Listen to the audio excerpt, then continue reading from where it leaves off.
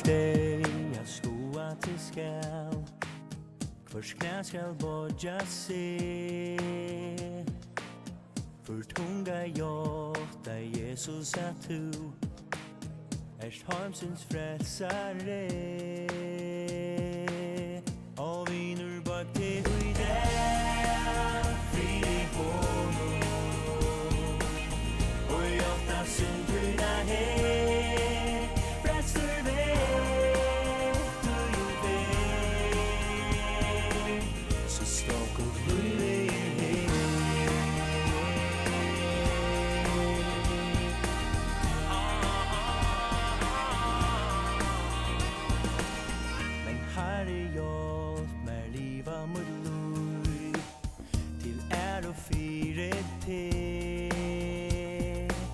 så du kan sia vi med hinde gott trygg vi tjänare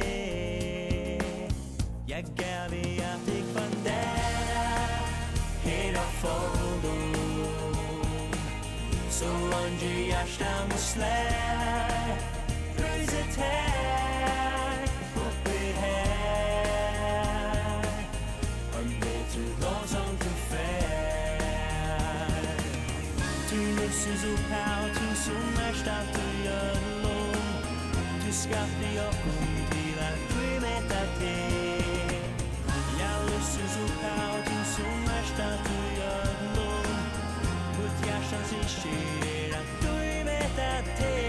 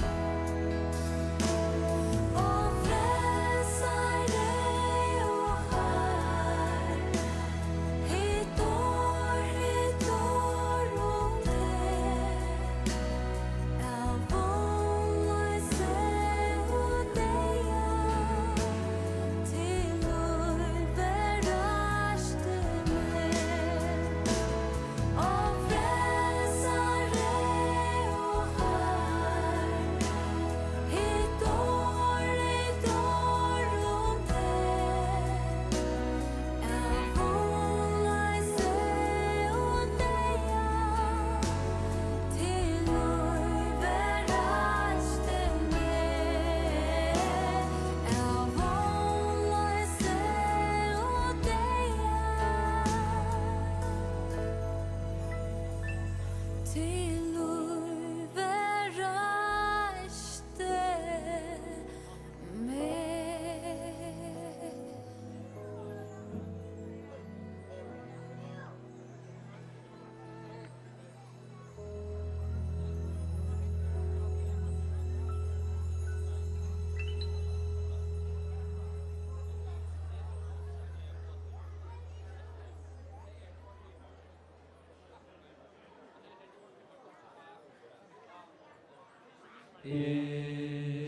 Have Kristi kärlek, have han oi mine sal, have han oi mine sal, have han oi mine sal, og han at moi glädje, ja han av moi glöj moi mal, tui han lever jo oi mine sal. Golgata her Jesus, lei deian fyrir meg. Han gav sitt liv så heilag, og frien eier. Nu synger han, som drakta barsk og sval, så fikk Kristi kärleik, oi moina sal. Have Kristi kärleik, oi mine sal, have han oi mine sal, oi mine sal, og han at moi glädje, mot løy mot mal, tui han lever jo oi mine sal. Og til synden freistar, og veikur tuta ta minst hans eia verker, han veit tæt du gjer, og bli han ta kraft, gudan myrk og hav, ta kjenner tu hans kärleik, oi tøyne sal. Have Kristi kärleik, oi mine sal, oi mine sal, oi mine sal, og han at moi glädje, mot løy mot mal, tui han lever jo oi mine sal, tui han lever oi mine sal.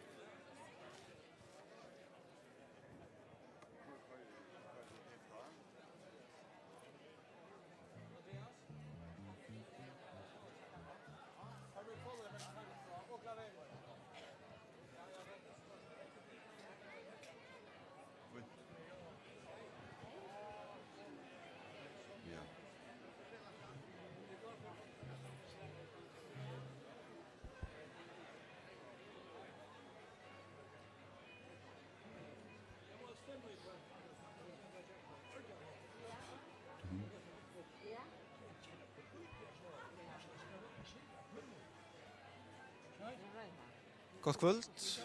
Fra evangelisk rutten färger attre kvöld av bjør hjertelig velkommen til hissa beinleis nedvarspring av utemøten av trappen utanfor Ebenezer. Tjamer her vi Jakob Olsen. Jakob, hvor greier kvöld? Og I kvöld vi et atter for at kunnskjer evangeliet, og vi har vært en parster av Olavsøkestrånene, og I nekk var, men vi ikke har parster av underhalten noen. Men vi ikke kunne peika av Jesus Kristus. Det har vi gjort øtles I åren. Lykke siden samkommet byrja I her, har vi haft utemøte, og det gjør vi et atter I år. Og enda malig å kunne peika av Jesus, og som det sender Johannes 3:16, «Tog så elsker I god heimen, at han gav sånn som din einbarna, for jeg kvart han utrura han ikke skal fortapes, men ett outløy, så det er den samme bådskapen som vi bor atter her i kveld. Og i samband vi at tøyene brøytas, så har det hentet gode målleggen, som vi har haft nå i en av tøy, vi kunne netvarpa utomøte i eisene. Så jeg er for at sier vi til henne som av neten og løtene, at de skulle være sere velkommen at fylja vi i kveld. Ja, takk for Jakob, og en for velkommen til som lusta. Og lett meg ulike litt at om det anker, vidda digger om ankeren som ikke kan lusta nu beinleis, så kunne de geist være innan lusta eller suttja møte at han er til ferdet. Hjertelig velkommen.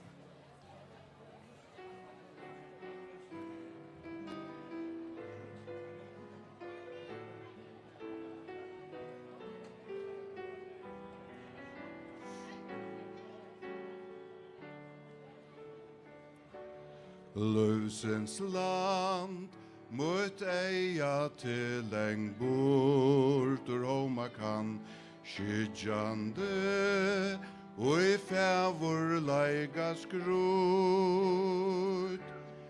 handan hev og ötnar vevor fjall til litja man fagra undur fudla heimland mor. Menga fyr, ta tu av nudjon byrstes fire mer, sette sol, og hjärsta tu i brand. Men ei ta verur lanje, til vi låst om sanje, I skal stoja inn i lusens land. Og lusens land, for godt at vera her, som salen kvult om atlar över fär. Og eit av verur lanje, til vi låst om sanje, I skal stoja inn i lusens land.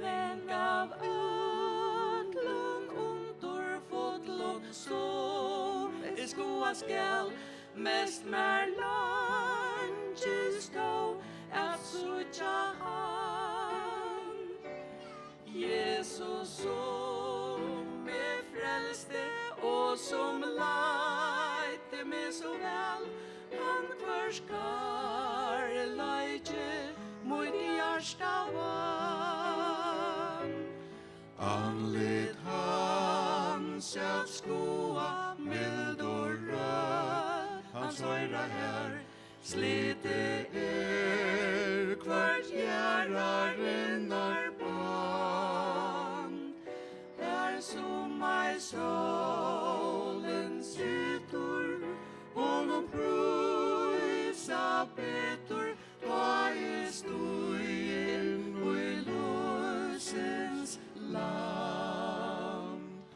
och lusens land för gott att vera här som salen kull om atlar överfär och eit av veror lanje ty vi låst om sanje I skal stoja inn i lusens land.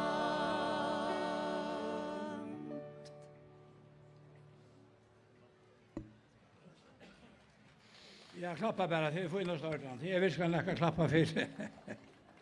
Ja, så vi till att kväll och till vi glädje jag vet här och bärande budskapen fram om Jesus. Jag ska inte bjuda välkommen till fram andra regera Jakob Olsen. Men jag glädjer för så såna folk här.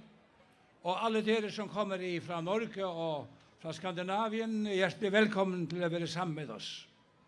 Allesammen. Och vi ska sjunga sammen, vi sjunger en sang nå. som dere kjenner, som en herlig guddomskilde, altså på færøysk, som en føver guddomskjelda. Sen jeg vet nu, og så er det Jakob Olsen som kommer at. Han er nummer 14.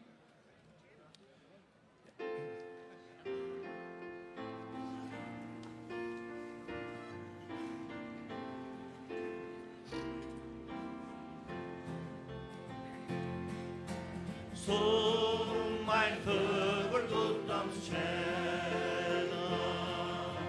djup og underfull og nyur,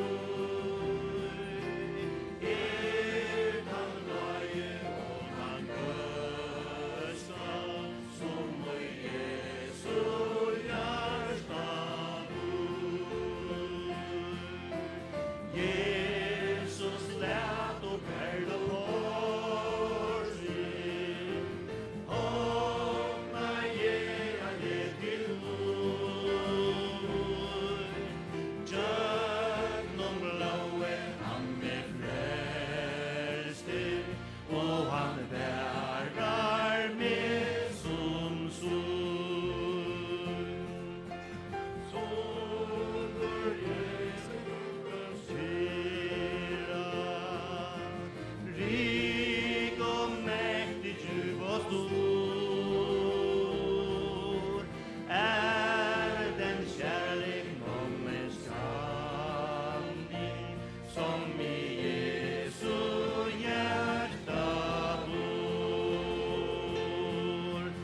Han har öppnat pärleporten så att jag kan komma in. Genom blodet har han frälst mig och bevarat mig som sin. Love he wines so great and deep and mighty pure sublime, coming from the heart of Jesus, just the same through tests of time. His pearly gates will open, so that I may enter in. For his purchase my redemption,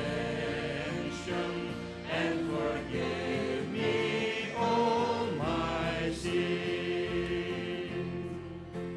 Ta vi allsens måne, skal vi gylda korsets stånd. Evans ryk og nøye skal fire merke og prisjon. Du Jesus lät og perlo porten, åpna jegande til mor. Tjøkken og blåe, han med frelste, og han bærar med som søgn. Du sitter nere i ørna for seg, at som om Jesus har du perlo porten, åpna jegande til mor. Tjøkken og blåe, han med frelste, og han bærar med som sol.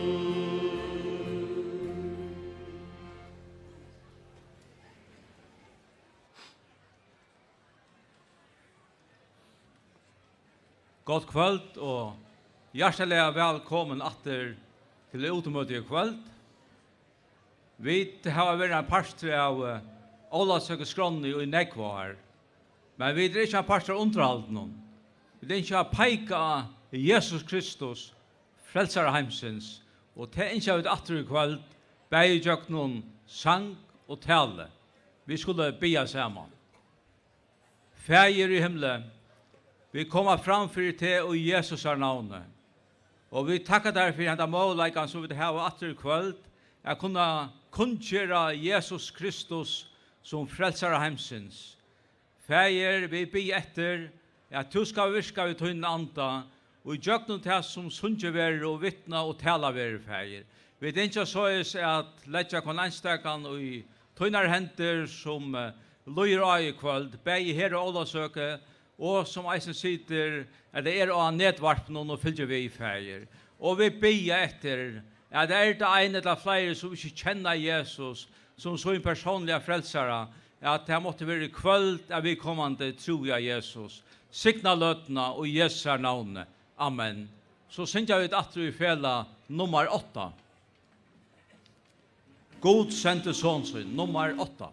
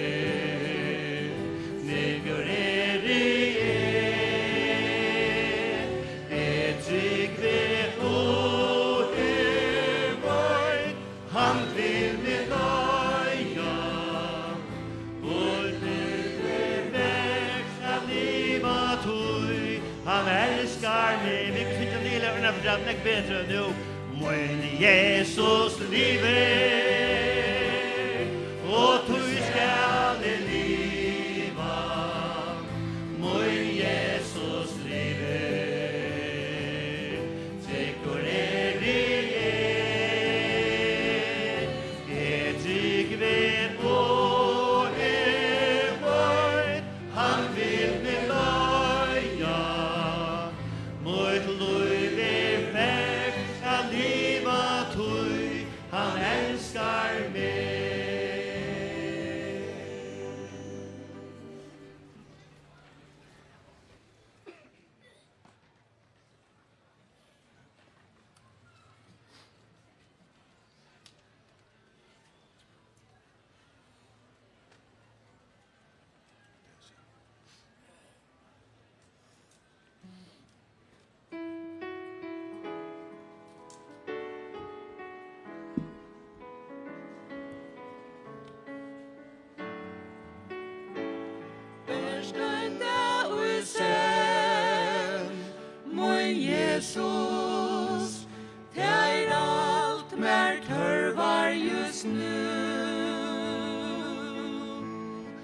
at liva med lær, vi styrke fra tær, mot aliders tu.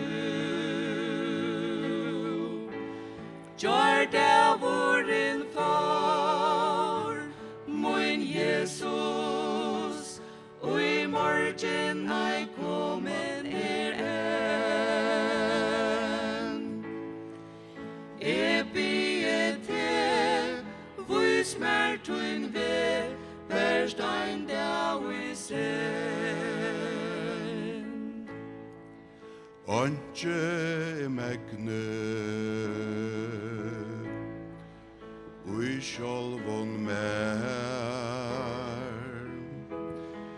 kraft mun tu erst hjelp tu mer bert at kvøyla ui ter kusen av vis mer og leimet ma kjenn Gjev mer tun fri, lei meg kvarsti, bert ein dag og i sen. Bert ein dag og i sen, min Jesus, det alt mer tørvar just nu. At liva med lær, vi styrke fra tær, mot aliders tu. Gjør det våren for, min Jesus, og i morgen ei kommen enn.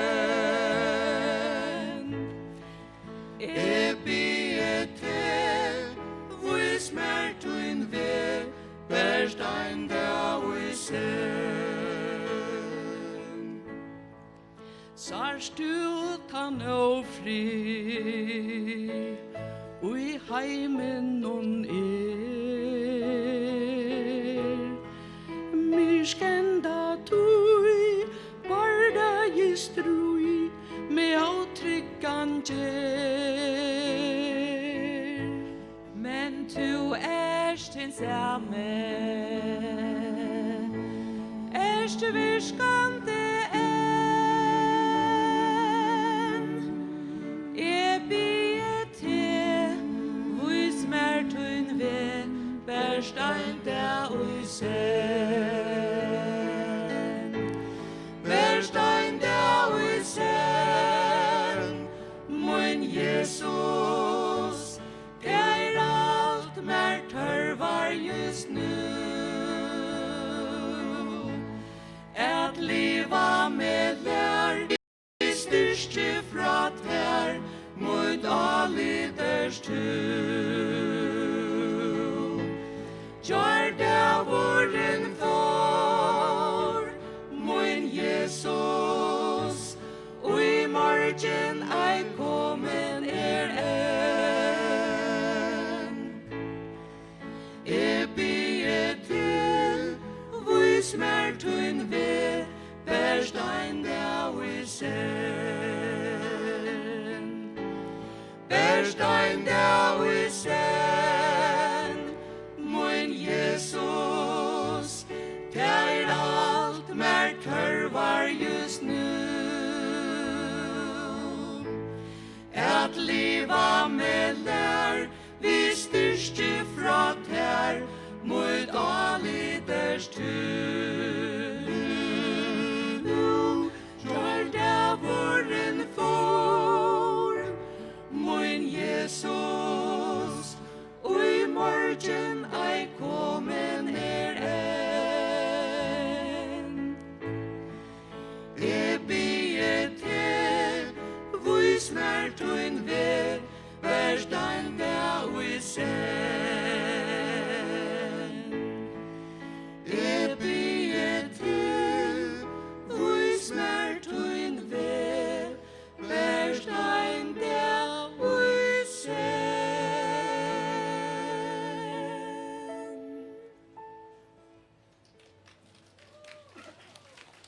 Ja, gjør dem klapp. Her er syskjen Johannes og Brita og Charlotte Avale. De 3 søskende.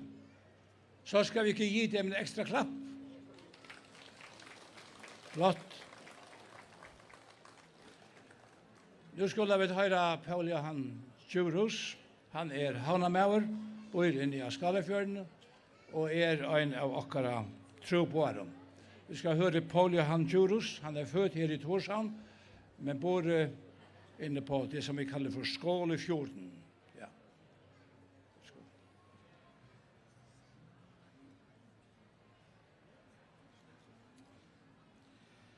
Ja, takk for at jeg har møtt så talsterk opp her i det.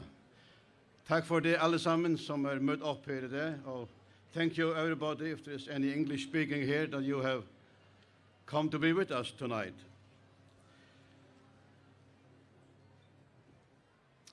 Hvis jeg spurte til hvordan ofte vi har blinket ved egen hese løtene vi har steg her, så vil det være omøvelig å svære på det.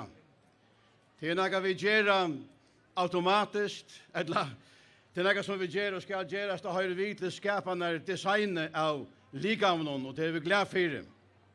Vi kallar det for det vi ikke sier for et ekna bragd. Men det som avhova verst i hesson sambandet, det til at Bibelen setter en stor hending i framtøyene, og i samband med just hettar ekna bragte, som vi ikke hugsa og gjør noen dagen, hvordan ofta vi gjør det. Og i tog sambandet skal jeg lese 2 vers, og i 4 Korintbrevet, kapittel 15, og til vers 51 og 52. Jeg leser nå fra et av Paulus' brevet til menigheten i Korint, og det den 15. kapittel. I'm reading from 1 Corinthians chapter 15, but in Faroese. Og det stender så leies, jeg sier til landamål, vi skulle ikke alle sovna, men vi skulle alle ombrøydast, og ta i ein og nu, og i ein ekna bragte, vi hinna sørste basunen skal joa, og hinna deg skulle rysa opp og forgangelig, og vi skulle ombrøydast. Det nekka som Nya Testamentet talar vi avmetaliga stor dente, så det hettar at Jesus kjemur atter. Og det som vi tryggvann, og tog det at vi hava møter som hese bei inne og ute.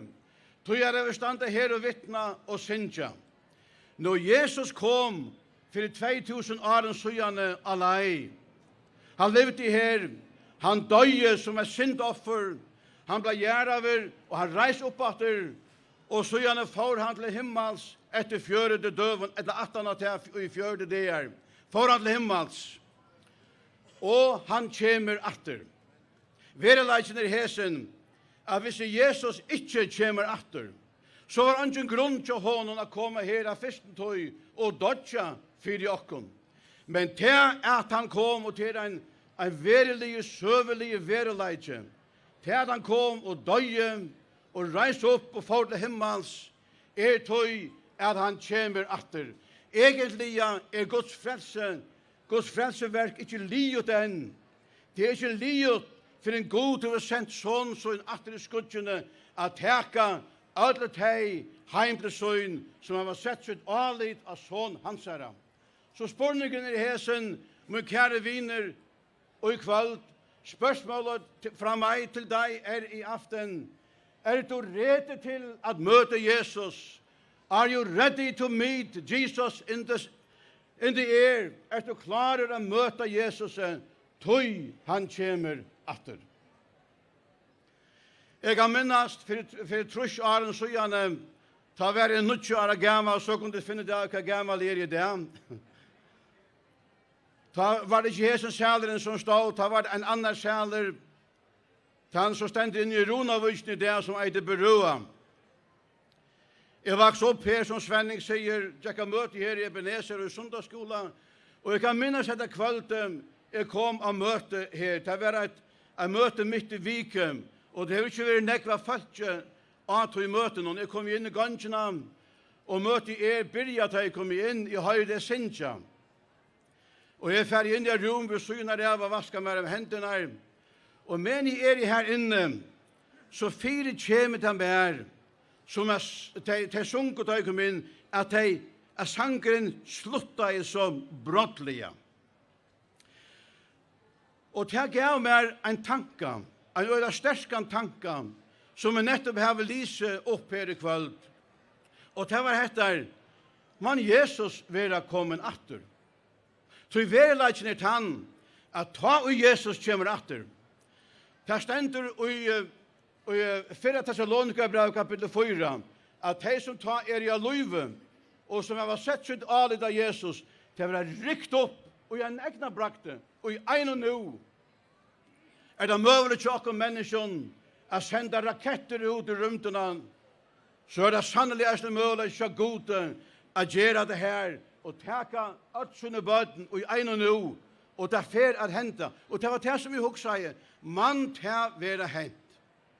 Og så stand jeg etter. Det var en øyelig nei og jeg kom av meg.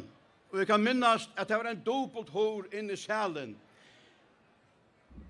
Og jeg hukte, og det var en sånn glapp på en halv centimeter i midten hårene her, så man kunne sutte inn. Jeg ble ikke en lure med hårene, men til kvalitet gjør det til, så man ikke gammel smadronker. Hukte inn i midten, og det må ha vært en blindvinkel her omkestene. Så jeg sa bare tomme benker. Da var det benker inn i salen. Så det kunne atle til at det var øyelig. Jesus kommet atter? Og jeg var nødt til å glappe hårene for at ble klar i, eller jeg var benge for at ble konfronteret over ved en rævlige verleika for mot vi kommande. Og så sa jeg til at jeg så de her. Men jeg var så kjelk av å ta løtene kjære tid, at jeg får ikke av møte. Jeg styrtlet meg videre til tåren og vindet ut i gansjene, og jeg hoksa om dette her. Jeg vet ikke om noen avgjør beinleis for fram til løtene, men et eller annet gjør det til vimme, som var vi til at jeg kom til en sannføring om. Ja, hva for sannføring? Hva for sannføring? At Jesus, håne Guds, var deier og i mot rom hos det, og at jeg skulle bære trykva. Dette var det som mamma min forklaret jeg for meg atter og atter at det bære trykva. Dette er det som min omma min i Skalafjørnen forklaret jeg for meg atter og atter at Jesus blå, hever tidlig borster, synder tøyner. Og det var en tøy om min løyve, hver jeg sette mitt alit av at Jesus deier og mot rom hos det. Og hvordan gjør det til? Så spørningen her som vi vinner, hever du ikke gjort det, og vil du gjøre det hese løtum, så kan du gjøre det just hese løtum. Og til gjør du vi at takka imot eller vi at takka gode fire uten i hjertet, at han sendte sånn som synd offer fire tøyna synd. Det er ikke spørninger om hvordan store syndere du Vi har arva syndene fra Adam og Eva. Om vi er gode mennesker eller ikke, så vi alle besittelse av disse her syndene som vi kunne kalla for arva synden. Og hånet han som skilder okken fra gode. Men bådskapen hesen. Det gode tøyent i hesen. At God sendte sånn, og han døye for syndene ut her.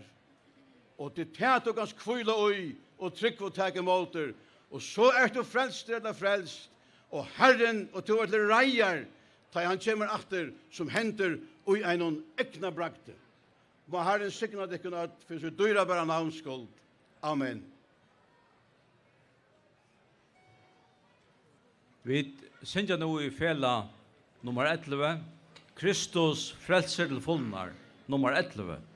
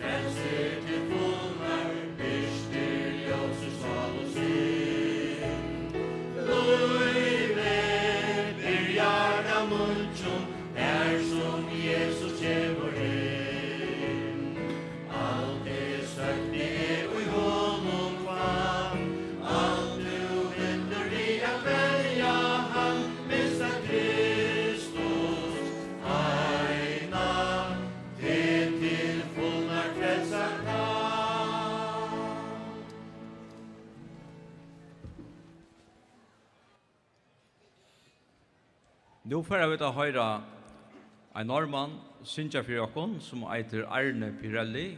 Han av Vitjan i Førjen, og nu får vi da høre. Kjør så vel, Arne. Ja.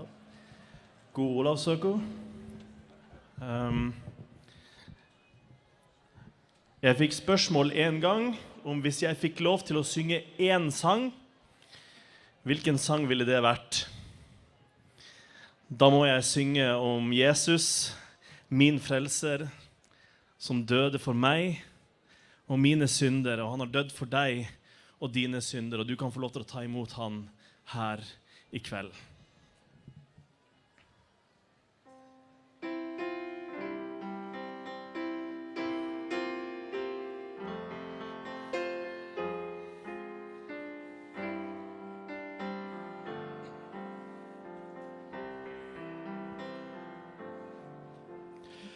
På en høyde langt borte sto en gang et kors, symbolet på smerte og skam.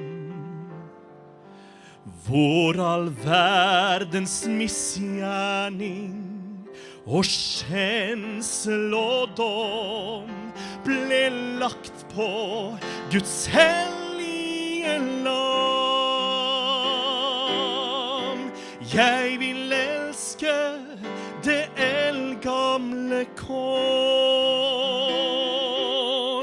Til dets mektige favn vil jeg fly. Jeg vil klynge meg fast til dets fot, inntil kronen jeg får over sky. På det eldgamle kors ser jeg Kristus så skjønn. Han livet, mitt håp og min del. På det korset han led, da til rette han sto for min synd, for å berge min sjel. Jeg vil elske det eldgamle kors.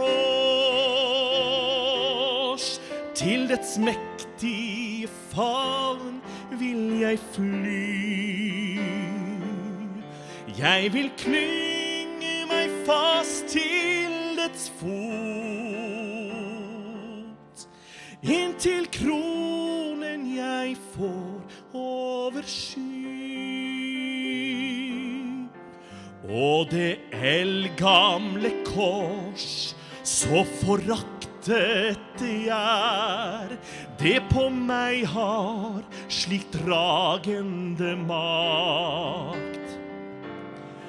For Guds hellige sønn, det i lydighet bar, da det tungt på hans skuldre ble lagt. Jeg vil elske det eldgamle kors. Til dets mektige favn vil jeg fly. Jeg vil klynge meg fast til dets fot, inntil kronen jeg får over sky. Jeg vil aldri forlate det eldgamle kors. Jeg med glede vil bære dets skam. Og en dag han meg kaller til herlighet stor, hvor jeg evig skal være hos ham. Jeg vil elske det eldgamle kors. Til dets mektige favn vil jeg fly. Jeg vil klynge fot inntil kronen jeg får over sky.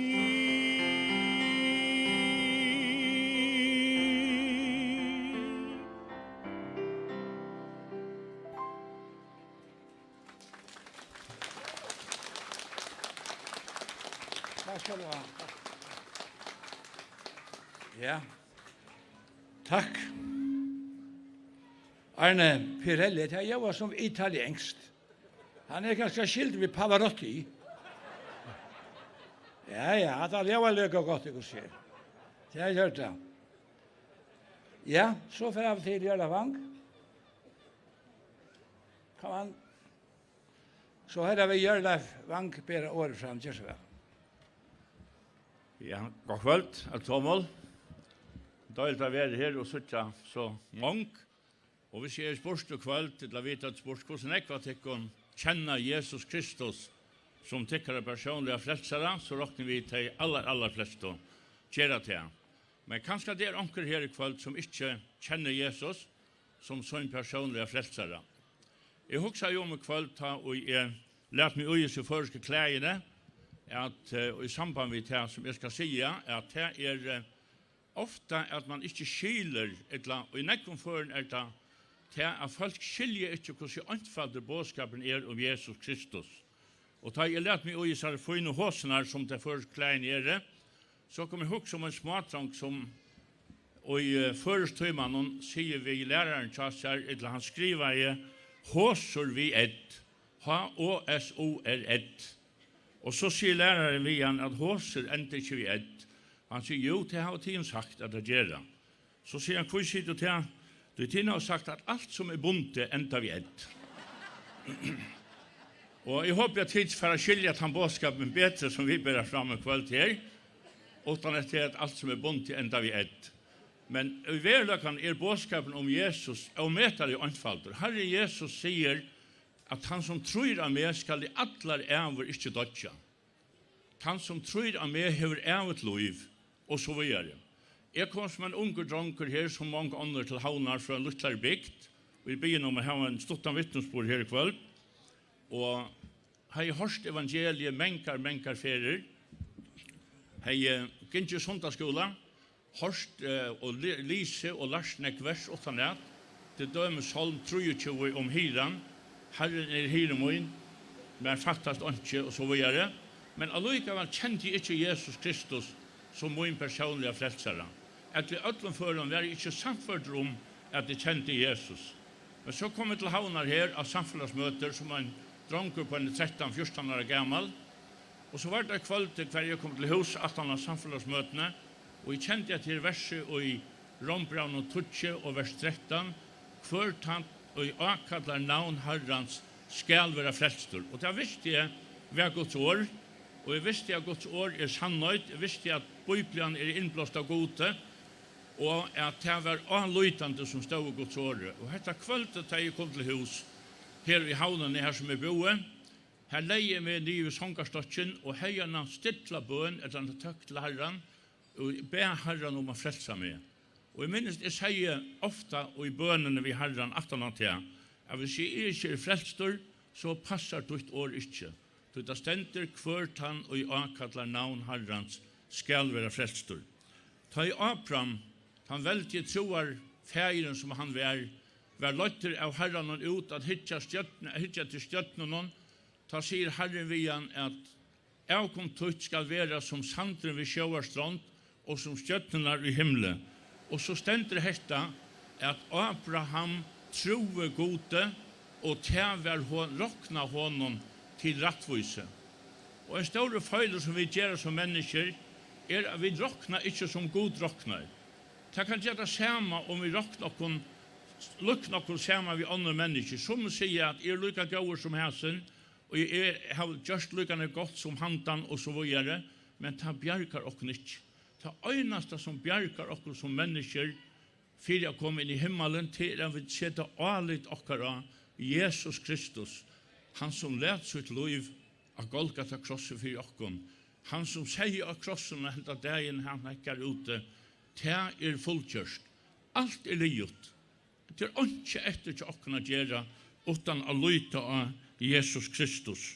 Og til det som vi skulle gjøre hvert øyneste menneske, og til det øyneste som Gud krever av oss, til vi sette avlitt okkar av, og at tryggva verløykene å sette avlitt okkar av Jesus Kristus, og å råkna som Gud råknar. Vi skal enda vi sitere hentan i sangen som i sangbøkken som vi har her i Ebenezer, og han sier så løys i nylænen, tryggva, tryggva, høyra best og tryggva, alt gjørst, alt som gjerast kan, tryggva, tryggva, høyra best og tryggva, løyt av Herrans år og råkna til som han. Løyt av Herrans år og råkna til som han. Og sanken endar vi å sia, råkna til som Herren råknar, løyt av han. Så Herren sikner til og åkken alt som her i kvöld, og god gav, jeg vet alt kom til i kvöld sagt, Herre Jesus, takk for at du døye, at Golgata krosset for mine synder. Jeg ønsker at tryggva til, og til nok til frelse. Herren sikner for ønstakken, for sitt navns skyld. Amen. Vi færa nå i fela er syntja sangen som Jesus ei nekar hjørne vær. Sangen nummer 13. Og ta ut av syntja henda sangen, for en unge maur ur havn er tala til okkara som heter Johan Petersen. Men nå syntja vi som Jesus ei nekar hjørne vær.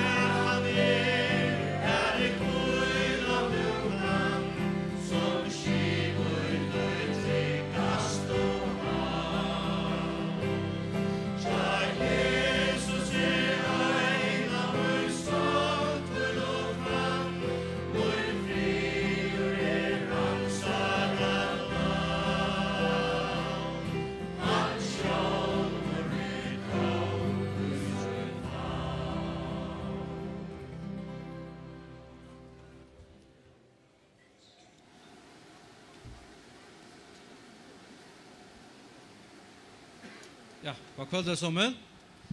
Og gå Olavsøke. Jeg skal hei sett. Bruka några minutter om at sia några om Jesus Kristus, min Herre og Frelsere. Jeg husker några om hva det skal sia. Hei vita hva det skulle ha sagt. Fyrir jeg finner til å valgt han, så hei gjørst det. Og jeg kan votta til og vittna til at han en kletter, og han den frelseren som han sier seg være og i årene. Jeg skal lese vers ur Hebreabraun kapittel 9. Her stender at menneskene Elia er dødja einafer, og heretter domer. Man kan si at dette den ultimative verilagen vi standa i 4, og som vi dødel vel vita, vi skulle ikke alltid være her. Vi skulle vujere. Bibelen, hon forteller oss at det 2 stø. Til himmelen og til helvete. Og til ingen annan mittenvever. Og vi må ta en avgjør. Vi hørte så greit fra Jørlefe hva det tar mestjer at trykva til å sette sitt anlitt og Herren Jesus. Rombraun og tog nødje stenter, tog omtog vi munnen og jotta Jesus som Herre, og trus du hjertan god reist han opp fra henne deg, så skal du være frelstor. Bibelen, hon greier fra Jesus å være frelstor på imenska måter. Hetta at vera bjargaver, hetta vera badengods, hetta at hava borgarskap i himmelen og vera hansara. Og mer damer så vel hese utleggingsna som stender i Salmon 15. Her stender kattla av med, han det to du nei, jeg skal bjarga til her, og to skal prysa mer. Og at det lyfte som vi får fra gode, at det lyfte som mange har rønt, og at det lyfte som nekva okkon, hava okkara vågno i. Og hatt det vågnen som i hesson vågnlösa heimen, at han skal bjarga heimen som råpa han. Og vi har nek vel at teka her i løyvnån. Jeg valgte jo gjør ikke færre først klæger, ta jeg sa vekkre. Jeg valgte det at færre først klæger, ta jeg sa hetta vekkre. Men dette største vel av øtloner hettar, hva vågntøyen, ta jeg to først ut ur hesson løyvnån. Hva det som du stiger til tilta? Hva det som til en klettor ta? Og vi kunne vittna til som assistent i skriftene at Herren han heldes under lyfte, Herren han til han frelseren som han sier seg være, og han teker seg av okkon, eisne med ved her. Og i 17. Petersbrevet 5 stendet det såleis nær, kast i alle sorgtikkere av han hever omsorgan for tikkon. Og hatta kan jeg si i beskriften i mitt liv, hertil, at han hever omsorgan for jokkon. Så du her i kvöld, følger til at du unga vågnhever. Du her i kvöld og følger til at ter tørvar omsorgan, ter tørvar karlaga, ter tørvar frelso, så hun bare å finne enastane, og til til Jesus Kristi. Så at det skal være min vittnesbord og til fav i årene som jeg får si i kvöld, må Herren sikne årsøy til dere. Amen. Vi hører nå Marie Andersen Hense, Sintja for jokken, og at han har vært så Svenne Galofse som kommer rundt av. Så kjør så vel, Maria.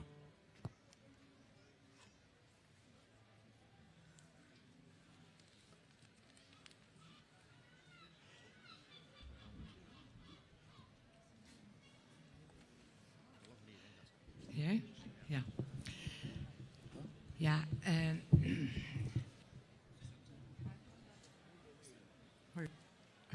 ja, okej. Jeg kommer å synge en sang som er veriserat Dorabær for meg og i nekvar. Og han veldig enkelt der. Og man kan huske, altså, hvor skal man huske til at man ikke tilbyr eller elsker Jesus mer og mer. Men det er så leis at da man er kommet å kjenne Jesus, så ikke man bare at tjene noe mer. Man blir ordentlig, man gledes om det, og man blir avhengig av å kjenne Jesus. Og det er det som jeg ikke for alt her kveld, at jeg skulle komme å kjenne den dyrebare frelsere som jeg eier. Og det er mulig til å kunne øtlån, lykke mye før vi der. Jeg var en småjenta da jeg kom å kjenne Jesus. I en badnamøte tok jeg imot honom. Men vi sunke sangen Jesus kom inn i mitt hjerte Jesus. Og han vært med en så trofaste vinner tjøkken hetta liv, og han svitjer omgandar. If I first Sinja enskon, I'll just tell you that I'm singing a very plain song, a song where it's about that you just wish you could serve Jesus more and you could love him more. And it's like that when you come to know Jesus. It's like you want to just get to know him even more because he is beautiful. And the song is called By and By. By and by, as I look at his face, wonderful face, tear-marked face, by and by, as I look at his face, I wished I had given him more, so much more of my life than I e'er gave before. By and by, as I look at his face, I wished I had given him more. By and by, as I look at his hands, welcoming hands, nail-pierced hands, by and by, as I look at his hands, I wished I had given him more, so much more of my life than I e'er gave before. By and by, as I look at his hands, I wished I had given him more. By and by, as I kneel at his feet, beautiful feet, nail-pierced feet, by and by, as I kneel at his feet, I wished I had given him more, so much more of my life than I e'er gave before. By and by, as I kneel at his feet, I wished I had given him all. Så synger han av føreskånd. Mer og mer vi hans årsjån et sjå, årsjån så kær, tåra mest vær. Mer og mer vi hans årsjån et sjå, innskje at han fær mot alt. Mer og nekv mer av mer sjolvun, se sjolvan han gav. Mer og mer vi hans årsjån et sjå, innskje at han fær mot alt. Mer og mer vi hans føtter og knæ fagrar at sjå sardar at sjå mer og mer vi hans føtter og knæ innskje at han fær mot alt. Mer, nekv mer, mer av mer sjálvum, se sjálvan han gav. Mer, hans føtter her nere at sjå. Innskje at han fær mot alt.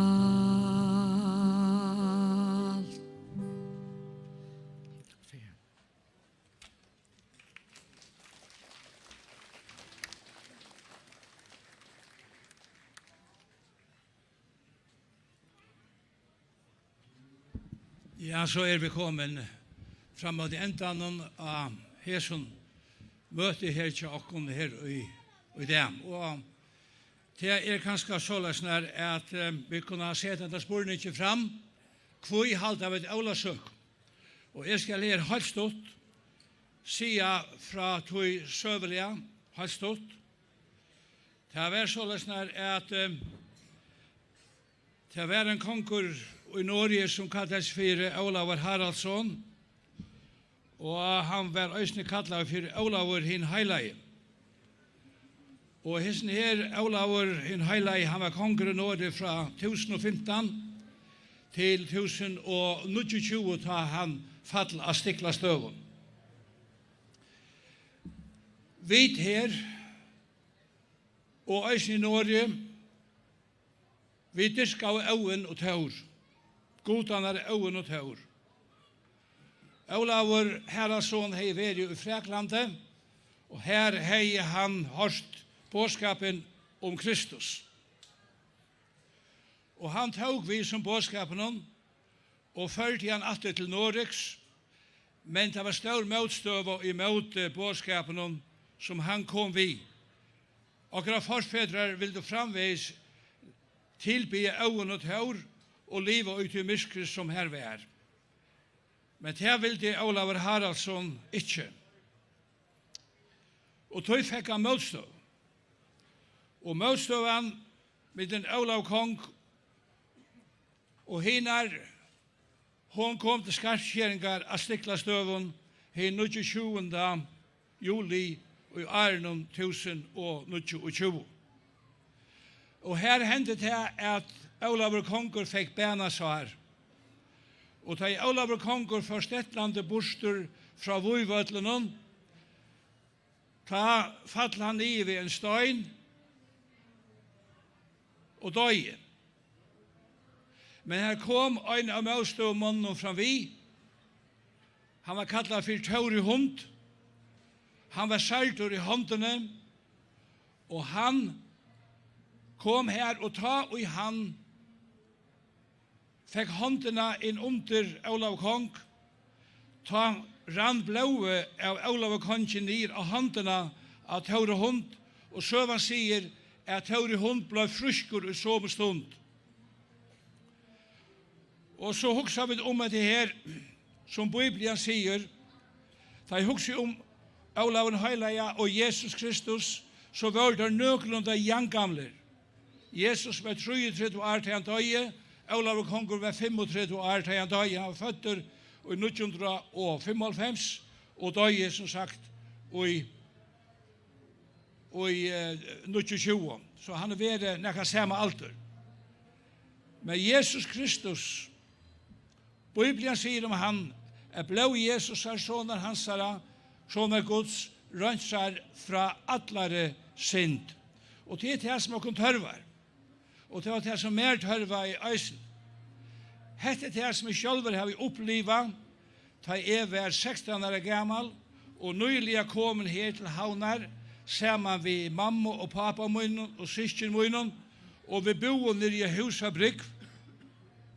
Jeg gikk møte her i Ebenezer, hørte bådskapen om Jesus Kristus, men jeg skilte ikke rettelig alt. Jeg skilte ikke hette at det var noe mye at trykva av Jesus som frelser og søgn, og hva det innebærer. Men så en dag, så skilte jeg her, at blå Jesus har rønnsar med fra allare synd. Og ta klapta for meg, og jeg kom til trygg og frels og vi trygg av Jesus Kristus. Det var underfullt og dyrebart, og så gjerne har vi livet sammen ved hånd. Til da finnes jeg blæ utbytt av sangblæ her. Vi nekvån imens for sangen. Jeg vet ikke om det da leser teksten som av baksøyne Jesus Jøs Heimsens. Og her det Lars Djurus Postjer som skriver det her, og han sier meg til det verste som jeg sier til. Han sier til best at avest Jøs, og jeg kan hjelpe med de hesar i sjuk og synta sjukene, og det Jøse Jesus og blå hansara som rønnsar fra allare synd. Nu får jeg be Lars komma fram her.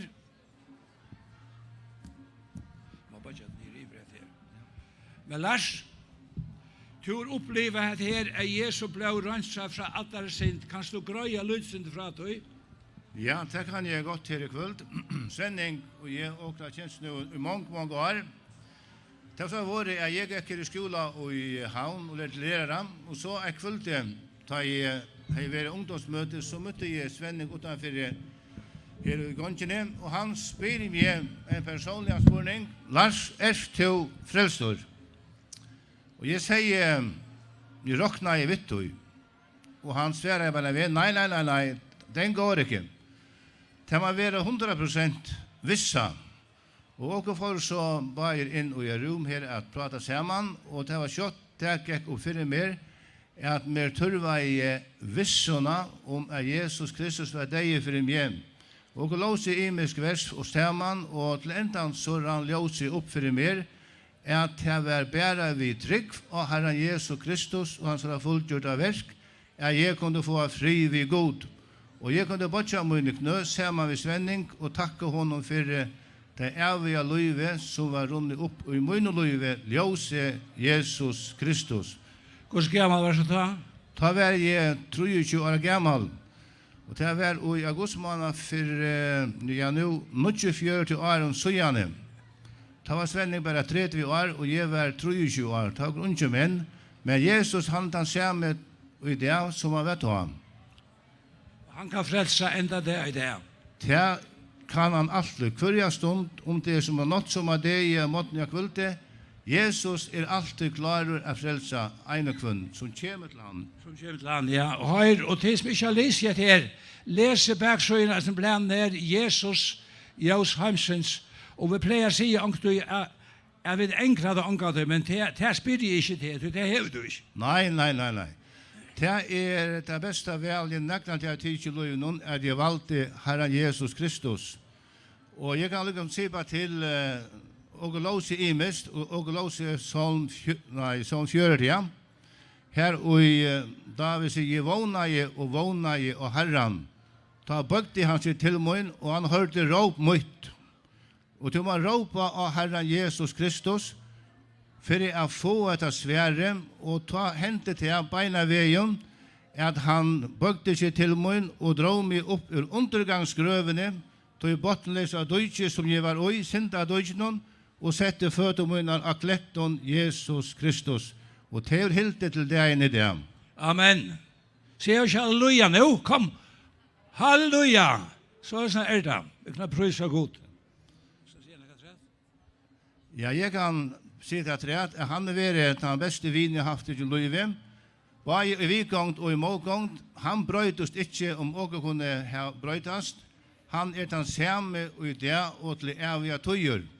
Og Svenning, läs ett vers för mer. Han läs upp i annen nu. Jag kan lika se på det attor. Det var och för Johannes brevet ett tjej. Men liva vid och i ljósenom. Och ljóset det är Jesus. Så han i ljósen och Jesus självor. Så har vi ett samfälla kvar vi annan. Og blå Jesusar, sonar hansara, reinsar åkom fra atlare synd. Atlare synd, minst til det, her er ikke ettor. Takk. Ja, så jeg bare si at vi får ha opp i hus nu her, og en og er velkommen inn. Vi har det som vi kallar for åpent hus her. Alle er velkommen til å komme inn og få seg noe her. Vær så god.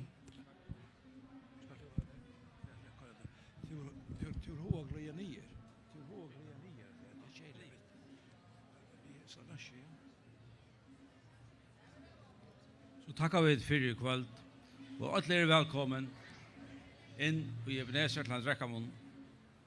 And now everybody is welcome in Ebenezer for a cup of tea or coffee. Thank you.